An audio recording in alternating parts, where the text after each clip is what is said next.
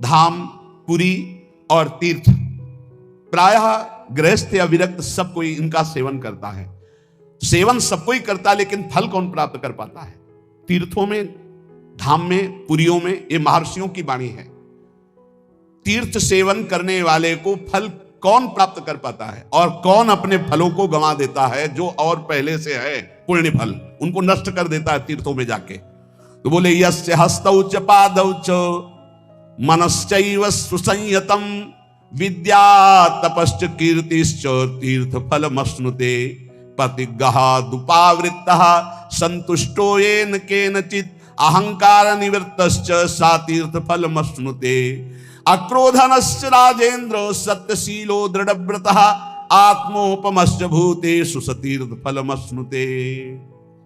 तीर्थों में जाए तो अपने हाथों को, अपने पैर को, अपने मन को संयम में रखे। जो विद्वान, तपस्वी, गृहस्थ, विरक्त कोई भी हो, पहली बात तीर्थों में जाए तो अपने शरीर को संयम में रखे। पहला, कभी किसी तीर्थों में मैथुन धर्म का प्रयोग न करें। तुम्हारे गृहस्थ हो, घर है, परिवार है, तीर्थ गए हो, बहुत होश में जाओ। जैसे हरिद्वार, काशी, द्वारिकापुरी, ये ब्रज धाम, कहीं भी भगवान की कृपा से यदि जाना मिले तो पहला नियम ले लो कि हमको इन तीर्थों में ब्रह्मचर्य से रहना है। 1 दिन, 2 दिन, 3 दिन, 4 दिन, जितने दिन तुम्हें रहना हो, ब्रह्मचर्य का पहला। दूसरा, कोई ऐसा कार्य तुम्हारे हाथ से न बन जाए। हाथ पैर अहंकार संभाल के तीर्थ में। संत कनि रंकन जानति अभिमानी गर्विष्ठ लोभ मद मत अगाधा दुष्ट परिहरो दूरी भजत भज श्री हरि राधा।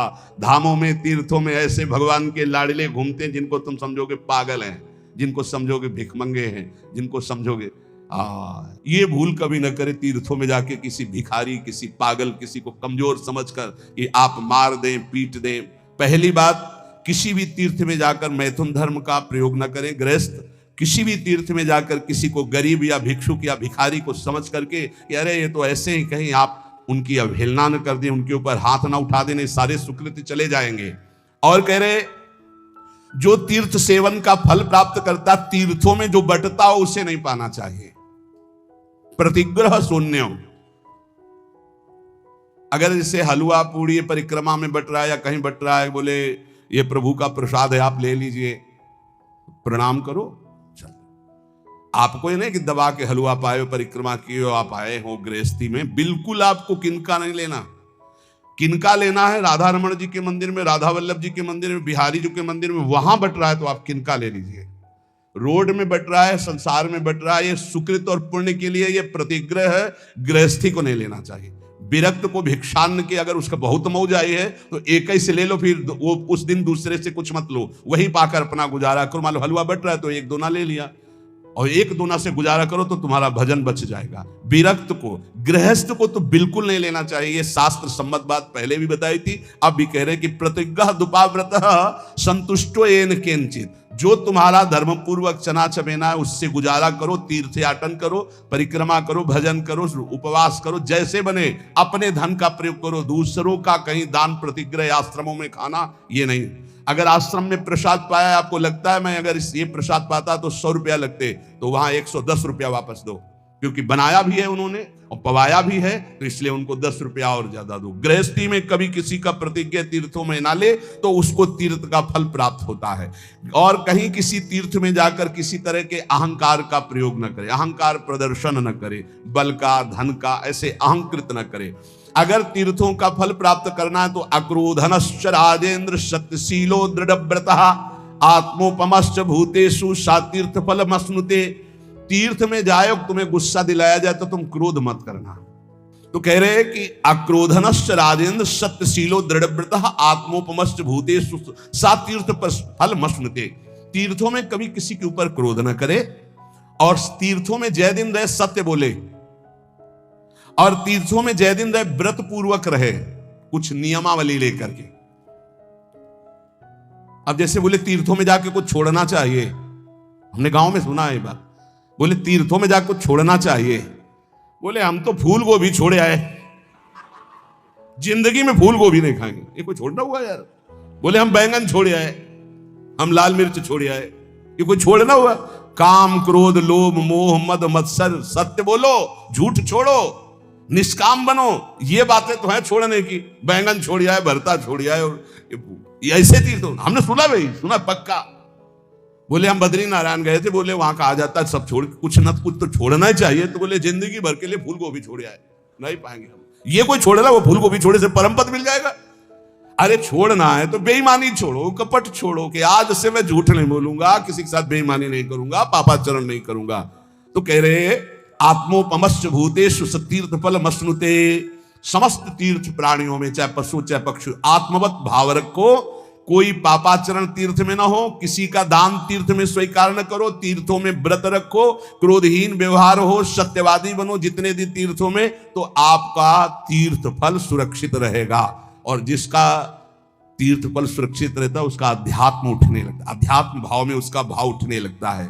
भोगे हुए भोग को भोगने की तृष्णा ये हमारे अंदर भाव नहीं पैदा होने दे रही। जहां हम कमर कसते हैं कि आज से हम ठीक से चलेंगे, कोई गलती नहीं करेंगे, फौरन माया अनुकूलता प्रदान करती है। फौरन लो, आज से कोई भोग का विरोध नहीं होगा, हर भोग भोग लीजिए। और जहां भोगा तो फिर शिकंजा कसा उसके, फिर वो त्राहिमाम पुकार प्रभु, तब फिर कृपा होती है, फिर वो एकदम चैन शांति मिलती है। तब फिर वो कहती है ये लो, फिर फ्री भोगो, कोई दिक्कत नहीं। तब फिर वो बस यही तृष्णा। जीरियंते जीरियता केसा दंता जीरियंते जीरियता, जीविता सा धना साच जीरियतोपि न जीरियति। शरीर जीर्ण हो जाता है भोगते भोगते, पर भोग की आशा जीर्ण नहीं होती। यह है पापिनी तृष्णा। शरीर बुढ़ापे से युक्त हो गया, लेकिन मनीराम बुढ़ापा अनुभव नहीं करते कि मैं बूढ़ा हो गया हूं। नहीं, जैसा जवानी में वैसे ही वो उद्दंडता करने का मन करता है। जीरियंती जीरता केशा, इनको साधना के द्वारा मारना पड़ेगा, ये अवस्था से शांत नहीं होंगे। तो कह रहे जीरियंती जीरियता केशा दंता जीरियंती जीरियता, बाल सफेद हो गए, दांत गिर गए, आंखों में दिखता नहीं, बुढ़ापा आ गया, लेकिन तृष्णा वैसी ही है भोगों की, वो पुरानी नहीं हुई, वो नवीन बनी रहती है। इसलिए ये जो सदैव तृष्णा नवीन रूप धारण करती है, ये जैसे वस्त्र में सूत ओतप्रोत है, ऐसे ही अंतःकरण में तृष्णा ओतप्रोत है। समझ में ही नहीं आता, खाते खाते दांत खत्म हो गए, नकली दांत लग गए, देखते देखते आंखों में ऑपरेशन होकर नई शीशे चढ़ गए, और शीशा लग गया, चश्मा लग गया, कान में मशीन लग गई, सब, पर वो वासना नहीं गई। वही तृष्णा भोगों की, वही मकर ध्वज भस्म खा के, सोने चांदी की भस्म खा के अभी और कुछ संसार का स्वाद लेना है। ये हम नहीं, शास्त्र कह रहा है। और आप अपने हृदयों में, और हम सब अपने हृदयों में देखें, भगवत प्राप्ति में ये तृष्णा डाइन सुरसा की तरह मुंह बढ़ा रही है। सुरसा, हनुमान जी 16 हुए तो 32 हो गई, हनुमान जी 32 हुए तो 64 हो गई। सुरसा डबल बदन, ये तृष्णा ऐसे बढ़ती चली। अच्छा ले भाई, इतना स्वाहा, इतना भोग की आहुति ले ले, अब तू शांत हो जा, वो और डबल प्रज्वलित हो गई, और प्रज्वलित हो, ऐसे तृष्णा बढ़ रही है। तथैव तृष्णा वित्तेन वर्धमानेन वर्धते, अनंत पारा दुष्पूरा तृष्णा दोष सतावः, अधर्म बहुला चैव तस्मात्ताम परिवर्जयेत्। ये तृष्णा चाहे धन की हो चाहे भोग की हो, ये सदैव बढ़ती जाती है। जब आदमी सोचता है इतनी संख्या का अगर धन हो जाए तो हमारा बढ़िया काम चल जाएगा, और दैववशात यदि उसको उतनी संख्या का धन मिल जाए, तो जो पहले सोच रहा था उससे भी बुरी अशांति उसके अंदर उतनी धन संख्या प्राप्त होने पर होने लगती है, और बड़ी, ऐसे बढ़ते बढ़ते वो नष्ट हो जाता है शरीर, पर तृष्णा नष्ट नहीं होती, चाहे धन की हो चाहे भोग की हो। इसलिए उपासक को इस तृष्णा रूपी पापिनी को पहचान करके नष्ट करना ही चाहिए, पूर्ति नहीं। पूर्ति करने से बढ़ती और ना देने से ये नष्ट हो जाती, नष्ट करने से ही शांति मिलेगी। तृष्णा भोगे हुए भोगों की पकौड़ा चटनी चाहिए, ये चाहिए, जवान दांत आंख कान नाक सब इंद्रिया से दुष्टों ने जीवन बर्बाद कर दिया। पूरा दिव्य मानव जीवन जो भगवत प्राप्ति के लिए था बर्बाद। कितना निकृष्ट, बलिष्ठ होने के लिए कितना निकृष्ट उतर जाता है खान पान व्यवहार में। अब आप विचार कीजिए, वो जो जिसमें अंडा जिसे कहते हैं उसके अंदर कितना लिबलिबा गंदा पदार्थ होता है। उल्टी नहीं हो जाती इन लोगों को? उल्टी हो जाए, बमन हो जाए देख के, कैसा स्वभाव बन गया। दूसरे के मांस शरीर के ऐसे शौक से खा रहे, घृणा नहीं होती? और तुमको ये नहीं पता है कि तुम धर्म विरुद्ध आहार कर रहे हो, ऐसे ही तुम्हारा नोच नोच के काल तुम्हारे मांस खाएगा। कैसे? बोले हमने तो नहीं देखा नोचते हुए। तो देख ले जहां एक्सीडेंट होता है, नहीं? यहां सरिया घुसे, यहां घुसा, यहां घुसा, यहां घुसा, आप जिंदा फड़फड़ा रहे हैं, दृश्य देख लो। काट काट के सब निकालते निकालते घंटों लगे, उसमें फिर स्वाहा हो गए, आहुति हो गई। किसी को भी यहां यदि तुम सुख दोगे तो वो सुख 1000 गुना बढ़कर तुम्हारे जीवन में आएगा, और किसी भी जीव को दुख दोगे तो 1000 गुना बढ़ के मिलेगा। महाभारत में एक तितली की गुदा में बंबूल का कांटा डाल के छोड़ दिया मांडव्य ऋषि ने, तो सूली डाल करके निकली नहीं, काट दी गई, अणिमांडव्य पड़ा, महाभारत में देख लेना। तितली कोई मनुष्य नहीं है, और वो भी जीव है, उसकी गुदा में बंबूल का कांटा, तो ऋषि की गुदा में सूली चुभ हो गई। हम तुम तो बहुत छोटे जीव हैं, वो बहुत बड़ी तपस्या में संलग्न महापुरुष मांडव्य ऋषि, अणिमांडव्य, जिन्होंने सीधे धर्मराज से जाके बात की। यहां यमदूत को देख के सौंच और लघुशंका एक साथ छूट जाती है, वो सीधे जाके धमकाए और साप दे दिए, जा 100 वर्ष तक मनुष्य आयु को भोग, तब तुझे पता चलेगा। धर्म के निर्णय में चूक कर दी। मैं 8 वर्ष का था, मुझे ज्ञान नहीं था, बालक था, फिर मुझे ऐसा भयानक दंड क्यों दिया गया? इसलिए हम संकेत में बता रहे, तितली की गुदा में बंबूल का कांटा छोड़ा तो उनकी गुदा में सूली चुभ होकर के काट दी गई, निकली नहीं। और तुम खा रहे हो इन पशुओं के मांस को, तो तुम्हारी दुर्दशा नहीं होगी, तुम्हें पता नहीं? इस एक जबान के लिए 2 अंगुल का है खेल सारा। इसके बाद घाटी के नीचे हुआ कोई नहीं मतलब है कि कैसा था, सब मल हो जाएगा, बस 2 अंगुल का स्वाद। अरे बहुत स्वाद ले लिया, थोड़ा राधा नाम का स्वाद लो, मारो इस तृष्णा को, भोजन की तृष्णा को, भोग की तृष्णा को, देखने सुनने बोलने की जो प्रपंच जनित तृष्णा है, इसका नाश करो। जो उपासक भगवत मार्ग में आगे बढ़ना चाहता है, वो किसी को मित्र ना बनाए, और मित्र बनाए तो बहुत काल के बाद बनावे। सहसा किसी को दोस्त नहीं बनाना चाहिए। कह रहे चिरेण मित्रम बदनीयात, चिरेण च कृतम त्यजेत, चिरेण ही कृतम मित्रम चिरम धारणम अर्हति। रागे दर्पे च माने च, द्रोहे पापे च कर्मणि, अप्रिये चैव कर्तव्ये चिरकारी प्रशस्यते। बंधूनां श्रद्धां चैव भृत्यानां स्त्रीजनस्य च, अव्यक्तेषु अपराधेषु चिरकारी प्रशस्यते। चिरकाल तक परीक्षा लेकर ही दोस्त बनाना चाहिए, सहसा किसी को मित्र नहीं बनाना चाहिए। यह हमारे ब्रह्म ऋषियों का आदेश है। क्या परीक्षा ले हम जिससे मित्र बनाना हो? बोले पहले देखे कि हमसे कोई इसका राग तो नहीं है जो हमसे दोस्ती कर रहा है। हमारे रुपये से राग, हमारे शरीर से राग, हमारे रूप से राग, हमारे पद से राग, कुछ ऐसा तो नहीं है जिसे देखकर हमसे दोस्ती करना चाहता है। रूप देखकर, शरीर देखकर, पैसा देखकर, अपने सुख की चाह करके हमसे दोस्ती, बिल्कुल। बोले राग त्यागी ही दोस्त होता है। अगर वो कुछ हमसे लेना चाहता है, भोगना चाहता है, पाना चाहता है, वो दोस्त नहीं होता। दोस्त होता है जो नाना प्रकार की दोस्त के द्वारा दी हुई पीड़ाओं और कष्ट को सह करके दोस्त का साथ कभी न छोड़े। कह रहे चिरम धारण मरहति, चिरकाल तक अपने दोस्त को सुख दे, और वो दोस्त उसे दुख दे पर उसे सहता चला जाए, उसे दोस्त कहते हैं। ऐसा कौन दोस्त होगा? बोले राग दर्पे च माने च, द्रोहे पापे च कर्मणि, जो राग त्यागी होगा। ये आजकल जो दोस्त बनाए जा रहे हैं, देख लो, नाप लेना कैसे दोस्त हैं, इसका परिणाम देख लेना।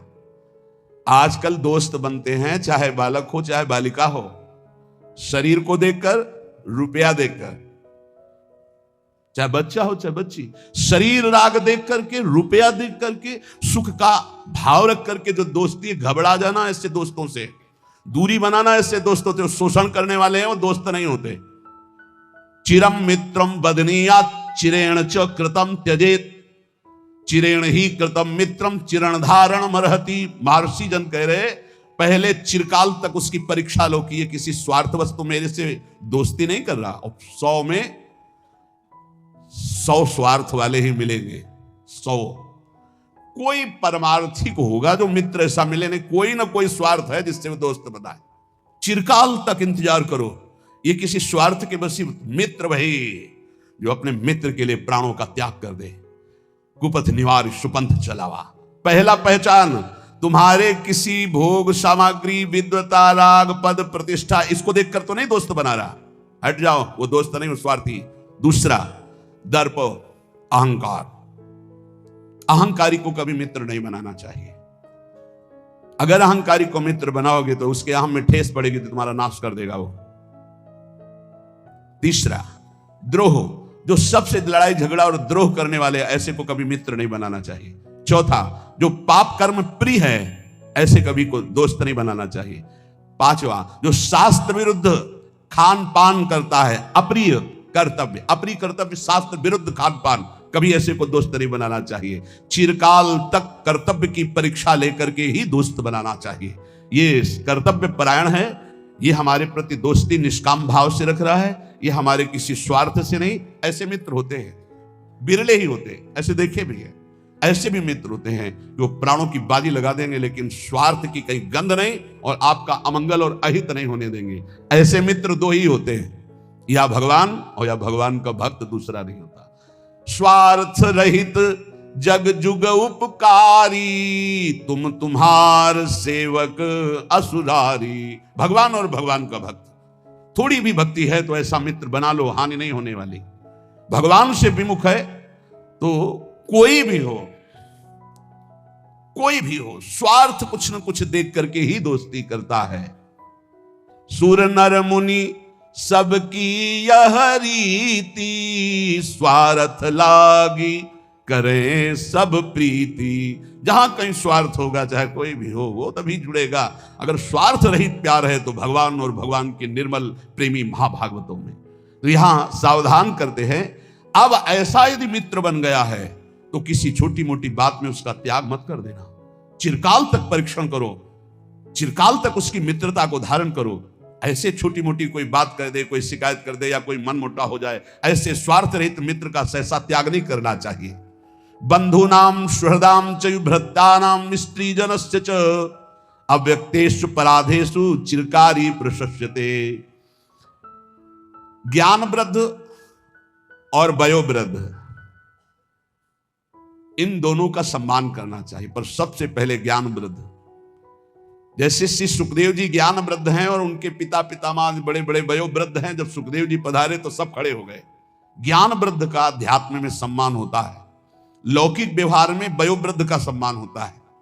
बोले 80 वर्ष के हैं तो प्रणाम, और भगवत मार्ग में ज्ञान वृद्ध का अगर वो 10 वर्ष का भी है और वो भगवान की भक्ति में बढ़ा हुआ है तो देखो, गुरु का नाम पीछे आया, चेला का नाम पहले आया। प्रहलाद, फिर नारद, जबकि नारद जी गुरु है प्रहलाद जी के। पर जब भक्त नामावली का गान करते हैं प्रातः स्मरणीय भक्तों में, तो प्रहलाद, नारद, पराशर, पुंडरीक, व्यास, अम्बरीश, सुकसौनक, भीष्म, दालभ्याम, पहले प्रहलाद जी का आया। अद्भुत भक्ति, अद्भुत निष्ठा। तो यहां ज्ञान वृद्ध का सम्मान अध्यात्म में होता है, व्यवहार में वयोवृद्ध का सम्मान होता है।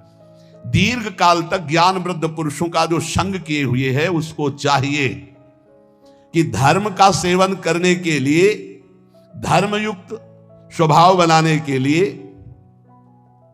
अपने आप को बंधूनाम सुहृदाम चयुभृतानाम स्त्री जनस्य च, अपने बंधु भाई परिवार, सुहृद भृत्य स्त्री वर्ग, अगर इनसे कोई अपराध बन जाए तो इनसे कभी द्रोह ना करे। इसके लिए ज्ञान वृद्ध संतों से शिक्षा प्राप्त करके अपने परिवार को प्रीति के द्वारा बांधे। आज का समय ऐसा आ गया, छोटी सी छोटी वस्तु के लिए भाई भाई की हत्या कर देता है। छोटी सी बात के लिए पत्नी पति में मन मुटाव और तलाक और दुनिया का प्रपंच। क्या सीखा, क्या मानव जीवन की दिव्यता प्राप्त की। ज्ञान वृद्ध पुरुषों की सेवा करके बंधूनाम सुहृदाम च भृत्यानाम स्त्री जनस्य च, अपने भाई से, अपने सुहृद जनों से, अपनी पत्नी से, अपने पारिवारिक जनों से ऐसी प्रीति करो वो तुम्हें कटु व्यवहार करे। ये बात देखो जो शास्त्र कह रहा है वो उसमें में पाई गई, जो धर्मात्मा पुरुष उसमें लक्षण पाए जाते हैं। बंधुनाम सुहृदाम च भृत्यानाम स्त्री जनस्य च, यहां शिक्षा लेनी चाहिए। ब्रह्म ऋषि जन बोल रहे हैं, आप अपने भाई से, अपने सुहृदजनों से, अपनी पत्नी से, अपने परिवार से किसी भी बात को लेकर के द्वेष ना करें, विग्रह ना करें। चिरकाल तक मित्र की परीक्षा लेकर उसे मित्र बनाएं, छोटी मोटी बात में उसकी दोस्ती को तोड़े ना। ये आपके अंदर दैवत्व भाव आएगा। सर्वस्पिंद्री लोभेन संकटान्यवगाहते सर्वत्र संपदस्तस्य संतुष्टम यस्य मानसम। चाहे गृहस्थ में हो चाहे विरक्त में हो, जो लोभग्रस्त हो जाता है वो संकट में निश्चित पड़ जाता है। लोभग्रस्त हो गया तो संकट में पड़ जाता है, पक्का पड़ जाता है। इंद्रियों के लोभग्रस्त होकर धन के लिए, भोग के लिए यदि जाएगा तो संकटग्रस्त हो जाएगा, मारा जाएगा पक्का। श्री दत्तात्रेय जी ने बाघ को, श्यान पक्षी को गुरु बनाया। वो एक मांस का टुकड़ा लिए जा रहा था, कई पक्षी दौड़े तो उसने विचार किया कि मेरे ऊपर झपटेंगे, मांस का टुकड़ा छोड़ दिया, सब पक्षी उस पर टूट पड़े, आराम से चल पड़ा। बोले ऐसा होना चाहिए, ऐसा होना चाहिए, इसलिए उनको गुरु बनाया श्यान पक्षी को। साधु को ऐसा चाहिए, जहां देखे कि इस वस्तु या इसके कारण प्रपंच, वैभव और संपत्ति और लोभग्रस्त पुरुष कोई हो, चाहे गृहस्थ हो चाहे विरक्त हो, अंततो गत्वा संकट में फंसकर मारा जाता है। इसलिए चित्त में संतोष धारण करे। सर्वत्र भरी हुई संपत्ति है, संतोषी पुरुष को बड़ा आनंद है संतोष में। संतोष रूपी धन आ गया तो सब धन धूल समान। चाहे जितना धन हो, संतोष न हो, दरिद्री है। जिस समय संतोष हृदय में आया उसी समय वो महान बन जाता है। बिन संतोष न काम न साही, अछत काम सुख सपने नाही। इसलिए चाहे गृहस्थ हो चाहे विरक्त हो, इस परम धन को धारण करे, संतोष धन। संतोष धन की परिभाषा, जोई जोई प्यारो करे सोई मोई भावे। जैसे मुझे प्रभु रखते हैं हमें वही अच्छा लगता है। मेरे नाथ जैसे रख रहे हैं, बहुत अच्छे से रख रहे हैं, ऐसा भाव रखना चाहिए।